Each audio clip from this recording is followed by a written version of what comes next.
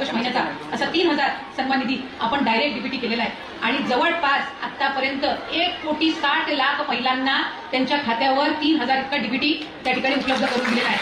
अख्ख्या देशामध्ये एकाच वेळेला इतका मोठा लाभ देणारी मुख्यमंत्री माझी लाडकी बहीण ही एकमेव योजना आहे आणि या योजनेमध्ये आम्ही खरं तर माता भगिनींनो अनेक अटी शर्ती तर शिथिल केलेल्याच आहेत, पण एक अट जी आम्ही कायम ठेवली ती कसली होती माहिती?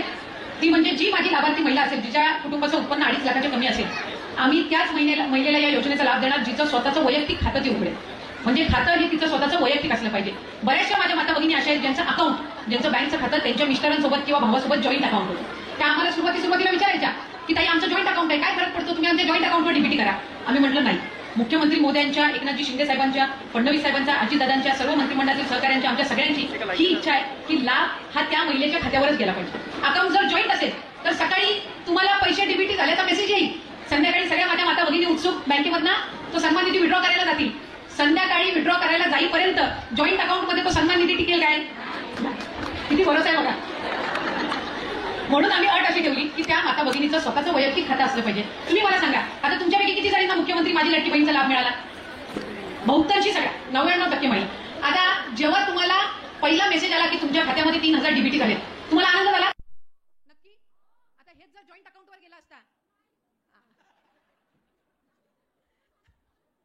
म्हणजे खऱ्या अर्थानं आज आपण ही एक अट टाकली साहेब, पण त्यांच्या वैयक्तिक खात्यावर आज हा 1500चा सन्मान निधी जातो. म्हणजे हा कशा पद्धतीनं खर्च करायचा हा अधिकार तुमचा राहतो.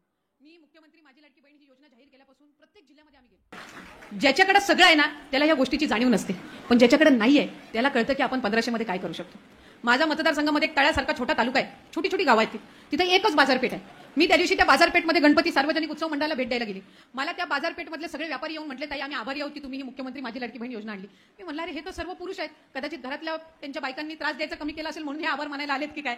तर मी त्यांना विचारलं, तुम्ही का आभार मानताय? ते मला म्हटले, ताई तळ्यासारख्या छोट्या तालुक्यात दर महिन्याला 11 लाख निधी येतोय, कारण तिथं 7,500 लाभार्थी आहेत, म्हणजे दर महिन्याला 1500 येत आहेत, जवळपास 11-11.25 लाख निधी हा तळ्यासारख्या छोट्या तालुक्यामध्ये पडतोय. आणि जसे 1500 यांच्या अकाउंटला डीबीटी झाले, दुसऱ्या दिवशी या सगळ्या मार्केटमध्ये खरेदीला होत्या. म्हणजे आपोआपच मार्केटमधली वर्दळ वाढली. म्हणजे कशा पद्धतीनं आर्थिक चक्र फिरतं हे यातून आपल्याला निश्चितपणाने लक्षात येतं. आज मी मगाच्या एका कार्यक्रमामध्ये म्हटली की शिक्षणामध्ये कोकणाचं पॅटर्न आणि लातूरचं पॅटर्न ओळखलं जातं. मुख्यमंत्री माझी लाडकी बहीणमध्ये नागपूरचं पॅटर्न ओळखलं जाणार आहे. याचं कारण तुम्हाला सांगते. आज नागपूर शहरातील, जिल्ह्यातील 3000 महिलांनी मुख्यमंत्री माझी लाडकी बहीण या योजनेचा जो लाभ मिळतो त्याच्यातून त्यांनी सोसायटी तयार केलेली आहे, म्हणजे कोऑपरेटिव्ह सोसायटी केली आहे. आणि 1500 त्यांच्या अकाउंटला जातात, याच्यापैकी दर महिन्याला 1000 ते या सोसायटी, कॉर्पोरेटिव्ह सोसायटीमध्ये ठेवणार. म्हणजे 3000चं 30 लाख भांडवल आणि त्यातून त्या बचत गटांना कर्ज देऊन ते व्यवसाय सुरू करतायत. म्हणजे 1500 इतका सन्मान निधी मुख्यमंत्री एकनाथजी शिंदे साहेब, फडणवीस साहेब आणि दादांनी, बावनकुळे साहेबांनी आणि सर्व आमचे आमदार मंत्री महोदयांनी जे तुमच्यासाठी, लाडक्या बहिणींसाठी, या लाडक्या भावांनी सुरू केला, याचा किती फायदा पुढच्या कालावधीमध्ये आपल्याला होऊ शकतो याचे एक छोटंसं उदाहरण मी त्यानिमित्ताने तुम्हाला सांगितलं. माझी म्हणून सर्व माता भगिनींना विनंती राहील की विरोधकांनी खूप प्रयत्न केले. तुम्हाला सांगते, नागपूरमधनं 2 याचिका गेल्या साहेब हायकोर्टामध्ये. 2 याचिका. काय तर ही योजना बंद करा. ही योजना बंद पाडण्यासाठी विरोधकांनी खूप प्रयत्न केला. महिलांचे खोटे फॉर्म भरून घेतले. का तर ह्यांना जर लाभ नाही मिळाला तर ह्या सरकारवर नाराज होतील म्हणून खोटे फॉर्म भरून घेतले. हायकोर्टात अपील केली की ही लाडकी बहीण योजना बंद करा. तरी पण ह्या सर्व अडीअडचणींवर मात करून महायुतीच्या सरकारनी ही योजना यशस्वी करून दाखवली. आणि आता प्रत्येकीच्या अकाउंटला डीबीटी झाल्यानंतर विरोधक काय म्हणतात, आम्ही सरकारमध्ये आलो की आम्ही परत ही योजना चालू ठेवू. म्हणजे किती दुटप्पीपणा आहे बघा. आज महायुतीच्या सरकारने ही योजना आणली, तुम्हाला सगळ्यांना लाभ मिळतोय, आज तुम्ही आर्थिकरित्या सक्षम होताय, हे त्यांना बघवत नव्हतं. म्हणून त्यांनी सुरुवातीला हायकोर्टामध्ये ही योजना बंद व्हावी म्हणून अपील केली. आणि आज योजना यशस्वी होते तर तुम्हाला काहीतरी एक भूलथापा करायचा आणि सांगायचं की आम्ही ही योजना चालू ठेवू. तुम्ही एकतर विरोध तरी करू शकता, नाहीतर तुम्ही समर्थन तरी करू शकता. दोन्ही अशी दुटप्पी भूमिका असू शकत नाही. म्हणून माझी माता भगिनींना विनंती आहे की पुढच्या कालावधीमध्ये सुद्धा आपल्याला ही योजना चालूच ठेवायची आहे. आज अजितदादांनी अर्थसंकल्प मांडत असताना पुढच्या मार्च 2025 पर्यंतची या योजनेची तरतूद करून ठेवलेली आहे.